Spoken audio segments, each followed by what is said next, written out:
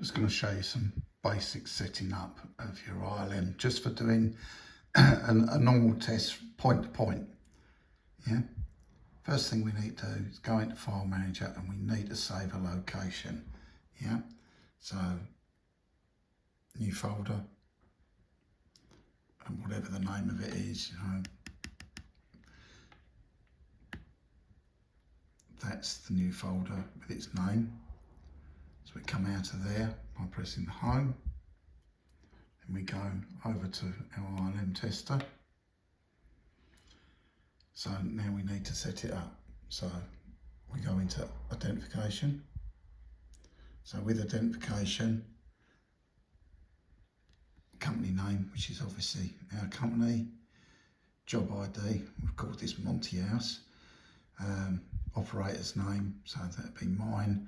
If there's two of you, put the second operator on there. Location, wherever it is, full floor, ground floor, whatever you put on there, this is all saved, yeah? Cable ID, you can actually change that. So I could change that to flat. So if we're doing individual flats,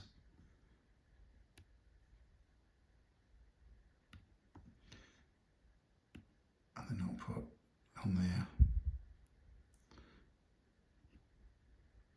number, and then the number you want to start at, flat 1. If they're odds or evens, you can actually change the increments, yeah? So on this bit where it's flat, I've highlighted it. It's starting at 1, goes up to 999 in increments of 1. If it's even numbers, yeah, for example, I'd start at 2, yeah, and I'll change this increments to 2, yeah, and then every time that saves now, that will start at flat 2, then go 4, 6, etc, etc, yeah. That's quite handy. Always press OK when you finish with it. Identification. That's all good now. So we can OK that. Okay, we've got test configuration. So for a standard test configuration, we just go to the default.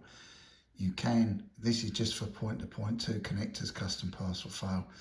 We can modify this, we'll cover this later on, but that's the standard test if you're just doing a point-to-point with no splitters, no nothing, just a splice one end, a long cable run, a splice at the other end.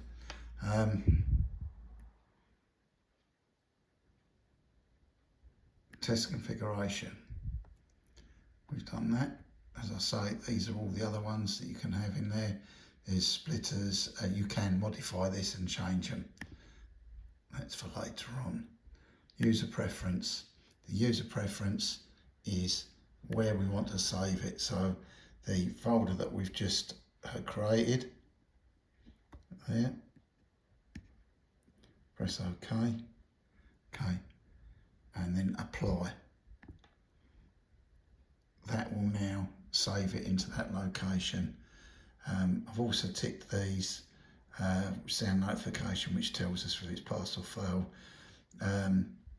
and also I've got my one set if it only saves if it passes, because what could happen if you've got fail and you've got clean connectors, you can just end up retesting something 2 or 3 times and having 3 records that you don't even need. So I always say that only if it passes.